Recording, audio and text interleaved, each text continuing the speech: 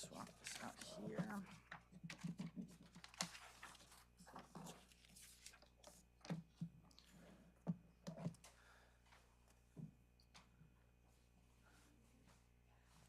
All right.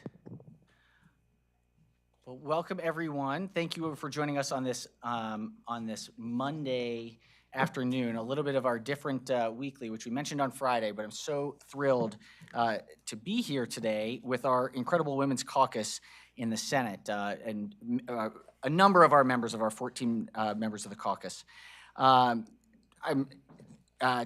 Today is the second to last day for Women's History Month, as everyone knows. And while there's a lot going on, we thought it was really important today, in this moment, as we are recognizing a number of important leaders, to take a moment for members of our Women's Caucus to speak about some of the very critical issues that they have been working on for women in Maryland, but also for all Marylanders. Before we jump into the specific pieces of legislation, I want to just give a couple updates quickly. On the state budget, many of you all know that the 27 operating budget conference committees finished their work on Friday afternoon. This evening, we will vote on those conference committee reports for SB 282 and SB 284, the Budget Reconciliation and Financing Act.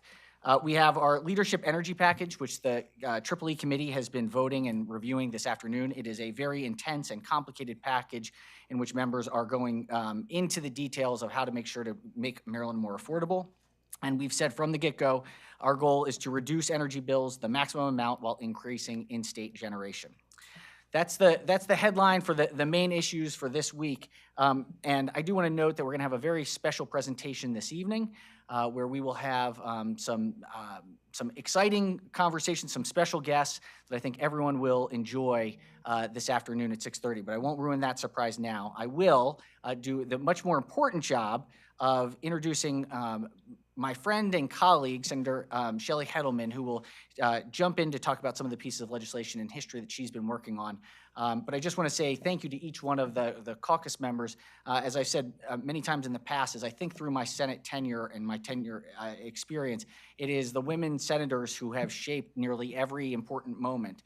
And so I am incredibly grateful to work alongside these remarkable leaders every single day. And I just feel grateful and humbled to stand alongside them. So with that, Senator Heddleman. Thank you very much, President Ferguson. Really appreciate it. I am actually going to talk a little bit about the history of women's involvement in the Senate and in the legislature. And I'm going to apologize to my colleagues and you. I have to duck out because we are having a Baltimore County delegation meeting and voting, and so I'm going to go chair that when I leave here. Women's leadership in the Maryland Senate didn't happen overnight. It was built through decades of persistence and advocacy and breaking barriers. And there was a time when women were not included in leadership meetings, not appointed to key committees, and not seen as decision makers in Annapolis. Today, we stand in a Senate where women are shaping budgets, leading committees, and driving policy that impacts families across Maryland. There were a couple of historic firsts and trailblazers.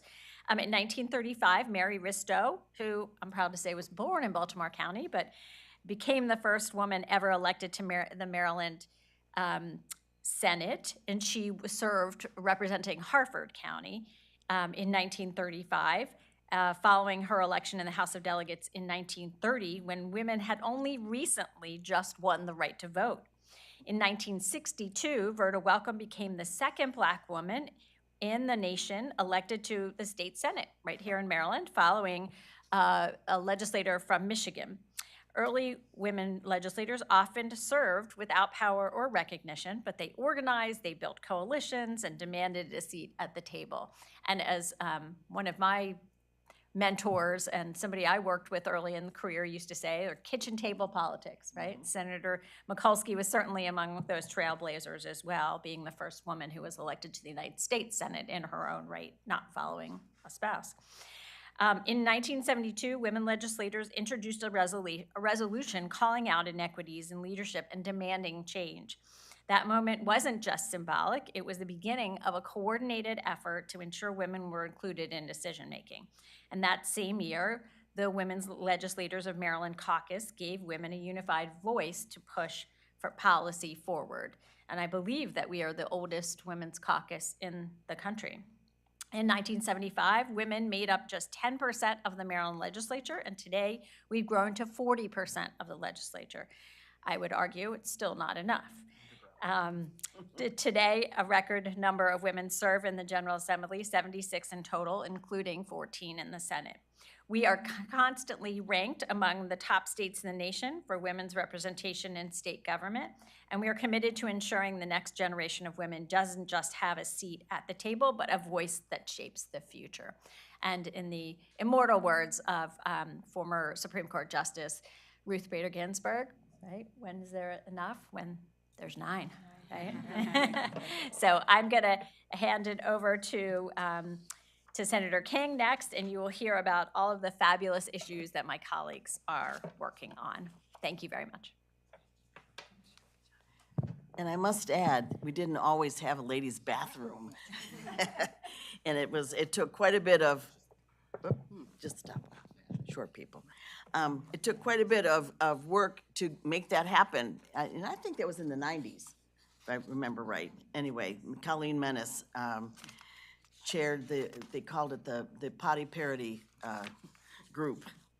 Anyway, I'm anxious to talk to you a little bit about, I've been looking back at some of the priority bills that I've had. I've been in the legislature for a few years, and my focus always has been on education and children, and it's pretty much still there.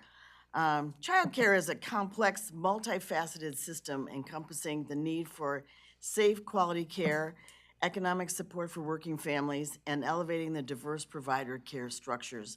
This legislative session, we've continued to support parents with the most need by expanding our investment in the Child Care Scholarship Program.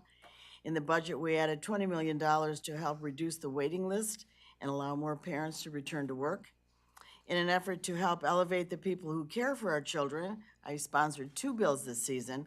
First one continues for the highly successful Growing Opportunities for Family Child Care Program through fiscal year 2030.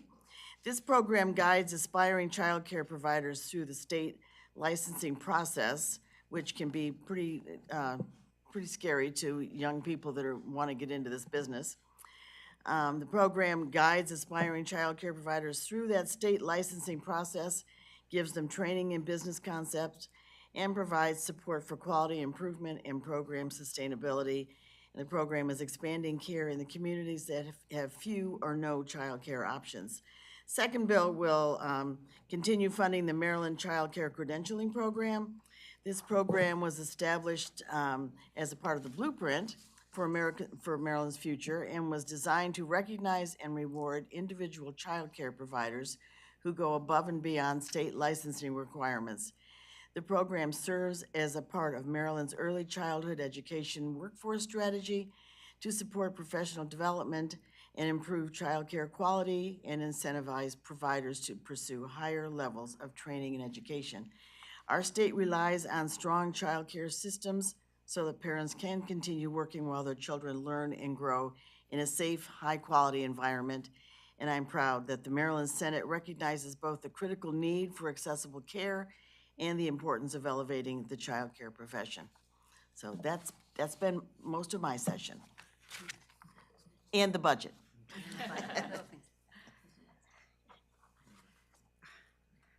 Yep, you're good. You're good. Go ahead.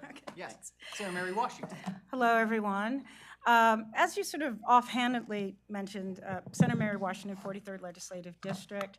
While we are standing here as Women's History Month to talk about women's issues, the 14 of us, of course, are engaged in every aspect of the important decisions in this state. And so of course, the budget. We have 2 members that serve on the Budget Committee, whether you're talking about AI, whether we're talking about transportation, we are full and engaged in a way. But also we hold an additional responsibility because we are women, and we are also aware of the challenges, financial, budgetary, policy challenges that people who share our body type share, who we are, our responsibilities. So what we do extends beyond those sort of traditional categories. And so this History Month is a time for us to celebrate how far we come. We also, having the right to vote, being able to get a credit card, that didn't happen until the 70s, being able to move forward. It also includes the hundreds of women, thousands of women that we often don't see and don't think of who are a part of our public safety and corrections system. Specifically, what are those supports that they need and need to make sure that they transition? These people, these individuals are someone's daughter, their sister, their beloved, their friend, their mother. And so Maryland has had a pre-release facility, a place where that was granted into the community, where you make that transition from the Maryland Correctional Women's, that's in Jessup, behind cage walls along with everyone, to a place in the community, like the 5 others we have for men in the state right now. We used to have that until 2009, and it was closed in 2009 to save money and also to do repairs. And I have to note, while I've taken up this and others have taken up this charge, that again, Senator King very early did the research, like in 2008, 2009, asked for a report about this. So we've been working for this quite a while. And these women now are released without a plan. Much of them are not able to be the mothers that they want to be, and they really don't get that full chance to heal. Okay, so in 2021, this body passed a law saying there must be a women's pre-release center. It was vetoed. We overrode that veto, and we made it really clear that women's access and being into the community is not something that's nice to have. It's something that's vital. I would akin it to how important we found that childcare during COVID, something that we always just thought is this choice, something that's nice to have, how vital childcare was to our economy. Ensuring that these women have this place, it's not, and making sure that it's not just some laws on the books, but that it actually happens. So we found that, this timelines have been slipped without explanation. Funding has been zeroed out. Meanwhile, the women who would be served by these facilities are still being who would serve these facilities are still not being served, referring to Senate Bill 187. The good news is that the Maryland Senate has passed a bill. It'll be amended in the House, but passed a bill to, again, reaffirm our commitment. Our budget committees have also restored the funding that the governor zeroed out. And I think that what this says about our caucus and our Senate is that we are completely committed to all women, but also to families and to the economy, and that no matter how long it takes, that we are persistent and we'll keep coming back every year and every year, not to just make good policy, but we also want to ensure that we have a justice system, and this is what it looks like. And so Women's History Month, again, is about honoring the strength of the women before you, honoring the strength of the women in the past, and now we have to continue to do our work. But the story is that we've got 14 women here who are doing the work of 47. And that's, that's what it is. All those stories, whether it's child, these are all things that we've done a lot in the state of Maryland. Maybe in some ways we've done better than most, but we haven't done all we can, and that's what we're committed to doing. So my colleague is here. Yeah. Hi, Cheryl Kagan, very proud to be the senator for Gaithersburg and Rockville. I want to thank President Ferguson and his team for organizing this.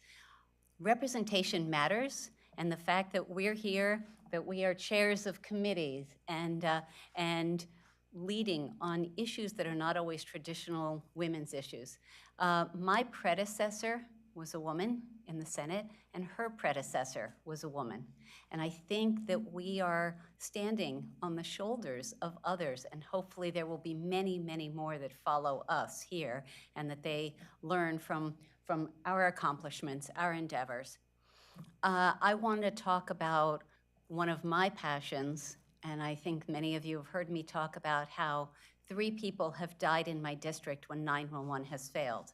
And so over the last 11 years, we have worked to put Maryland at the forefront nationally in upgrading to next generation 911. And I want to give a shout out to Senator Mary Beth Carrozza, a Republican who was my partner on making sure that when we think about first responders, we're not just thinking about police officers and firefighters. We are also thinking about the first responders. And this body has passed twice in a row better benefits for our first responders, our 911 specialists, the courageous women, mostly women, and men under the headsets who save lives and property every single day with their work. Related to that, Maryland is moving forward with, and we have unanimously passed, a groundbreaking 311 system using artificial intelligence to lighten the load on our 911 centers. If your house is literally on fire, or grandma's having a heart attack, or you've just been attacked, you want to call 911 and have a trained person with access to the right equipment answer right away and dispatch the support that you need. And so 311 will help accomplish that because the Baltimore Sun did an article a couple of years ago that more than 80% of the calls into the Baltimore City 911 Center were not for emergencies. So hopefully we are moving forward. Maryland would be the first state in the country. We've long been on the cutting edge in our policies, and so I'm excited to be a part of that process. And next up, I am delighted to hand it off to Anne Arundel County's Dawn Guile. Thank you so much. Good afternoon, everyone. I first just want to thank Senate President for the opportunity to be here today in recognition of Women's History Month. I want to talk to you about two bills that I've been working on related to women's health issues. I serve on the Senate Finance Committee under Chair Pam Beidel, and even though we are the only two women on the committee, I do want to say that our male colleagues have been so supportive of these issues. Just really grateful for their support as well. So as legislators, we spend a lot of time talking about policy, but today I wanted to emphasize what women in Maryland are actually doing on a human level with respect to our health care and where the system has been falling short. First, I want to tell you a story of a woman. Her sister gave testimony in our committee. She was a mother who gave birth to a healthy baby boy. She loved him deeply. She asked for help, but the system did not move quickly enough, and 3 months later, she died by suicide. One day after her 35th birthday. Her name was Andrea. Her story is heartbreaking. It is also not unique. Behavioral health conditions are the leading cause of pregnancy-associated deaths in Maryland. Too many women are screened but not connected to care. Too many are left navigating a fragmented system when time is critical. And that is why I sponsored Senate Bill 891, cross-filed by Delegate Jennifer White Holland, a new mom herself, and supported by the Women's Caucus. This bill strengthens provider education and standardizes screening at key points during pregnancy and the first year postpartum, ensuring coverage through Medicaid and commercial insurance, and creating a standard referral to behavioral health care during pregnancy and for 1 year after birth, so women can access care without delay. And while the perinatal period is urgent, it is not the only stage where women face gaps in care. Time and again, we've heard from women the frustrations when they go to seek help, when they go to seek health care for perimenopause and menopause-related symptoms. Too often, these symptoms are not understood, oftentimes dismissed. The sleepless nights, brain fog at work, anxiety and exhaustion that disrupt daily life. Too often, women are told when they go to a healthcare provider that these are just symptoms that are part of aging. And they struggle to find trained providers or consistent coverage for treatment. And that is what Senate Bill 892 addresses.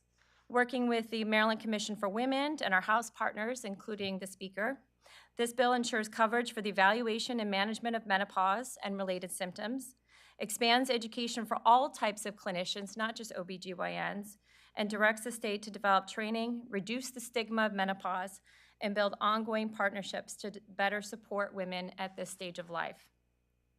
These bills focus on different phases of life, but they reflect the same fundamental issue, that women's health has too often been minimized or delayed.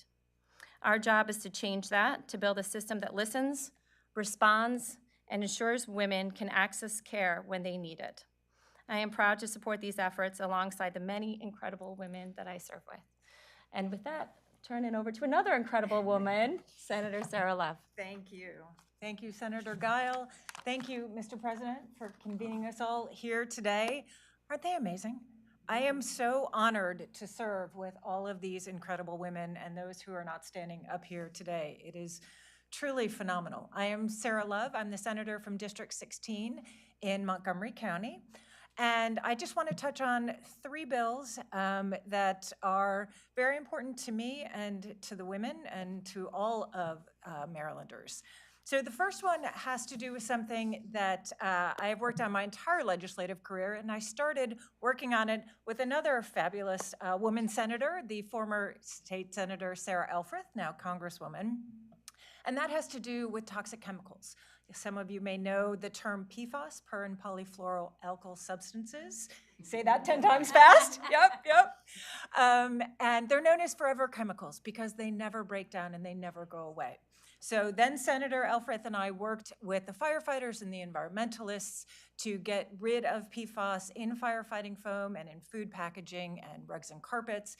This year, I have been working on getting PFAS out of our biosolids, which are then spread on our agricultural land. So making sure that these toxic chemicals don't go into the land that produces our food. It's really been a labor of love, if you will, and I want to thank everyone here for their support because it's not an easy thing to work on, but it's really been important, and I'm so proud that we have been able to pass it out of the Senate. The second thing is something that most of us here probably don't ever think about, and if we do, it's not something we think happens in Maryland, and that is female genital mutilation and cutting. You'd be surprised to know that approximately 30,000 girls in Maryland are at risk of this mutilation. So I was honored to sponsor, and many thanks to Chair Beidel and to Senator Guile for passing it out of the Finance Committee and the President for getting it through the Senate. This bill would update our law. Maryland was a leader when we passed the ban on FGMC in the late 1990s, but we are far behind the rest of the country. And this bill updates our law by requiring more accountability for those who do this mutilation. It requires education, and it also closes a loophole, which is called vacation cutting, where these young girls from infancy to 15 are taken out of the state for this mutilation. That will no longer be allowed. And then the final bill I wanted to highlight for you all gives control back to survivors of sexual assault or stalking so that they're the ones that determine if and when they come forward. We have found that the names and identifying information of sexual assault survivors is actually accessible to the public in different areas of the state, and so this now makes sure that that information is kept confidential so that if a survivor wants to keep it confidential, they can. If they want to come forward, that decision is theirs. So with that, I want to thank you all and turn it back over to the President. Well, thank you. Thank you to each one of the members. Thank you for your leadership and your incredible talents that are infusing our work every day. See if there are any questions. I'd like to follow up on Senator Love's. I have to ask you more questions about the genital mutilation. I mean, you said that Maryland was a leader, but kind of has not moved any more on that. What's the impetus for this bill? So the impetus actually came from an organization that does work in the DMV, and they noticed that Maryland's law is far behind the rest of the country, and mostly in the area of the vacation cutting. And we had 2 people come and testify, 2 Maryland women who were subject to the vacation cutting. And you said like approximately 30,000? 1,000 are at risk, yes. How are they at risk? Because they're in situations where their community thinks this is something that should be done. So that's why the piece of the bill that includes education is also incredibly important, because penalties and legislation can't do everything. And so education is really important. Will the state invest money in that education, and how much? So I don't recall what the fiscal note was. I believe it's something that could be done within the current structure that we have, so I don't think it was very much. Do you remember, Madam Chair? I think it's just part of current, like, Med-Chi education. Mhm. Was non-additional. Yeah. Thank you. Are we all? I have a question. That is, sir, definitely not you. Good, please. This is the best kind. I love those questions. It's my favorite. So I do have a more philosophical question. You know, all of you are leading the conversation on so many important issues in our state, and yet we can acknowledge that you are still in the minority in the Senate. But have grown in numbers, of course, and have made great strides. But I am curious to what you would all say, one of you, what you could say about how far you would like to go here. There is still perhaps, and let me ask it this way, the Senate is still male dominated. Are you reliant on your male colleagues in order for your own issues to succeed? Yes. Thank you. And thank you for the question. As Senator Giles said earlier, in our committee, we find that our male colleagues have been very supportive. And when the bills come to the floor, we see the same support. Would I like to increase the numbers? Absolutely. Should we be 50%? We should. I think it's much more difficult for younger women to be involved in legislative work, though, because you know, they're raising their kids, they're working and raising children, and so I think it just makes it more difficult. I have really tried to mentor young women and help them come into legislative, you know, positions, but I think it's more difficult for women. Could I actually, since you're up there and you've recently announced that you're stepping away from the legislature, and I just would love to hear your reflections on navigating the political space as a woman and kind of some of the challenges that might, arise in that. Comparing like when you first got in, how you are now. I would love to hear your thoughts there. Thank you, Danielle. For me, I came from a career that was really male-dominated, so I think it was an easier transition for me when I came in. Had a lot of background in business issues and education issues, but I think it's really, it's just more difficult for women to step up, and I think that's what all of us need to do, is to help other women and young women realize their potential and run for office, because I think we really do bring a different perspective. I always talk about bringing all the stakeholders to the table, and if we don't have women at the table, we're not doing our job to bring all the stakeholders.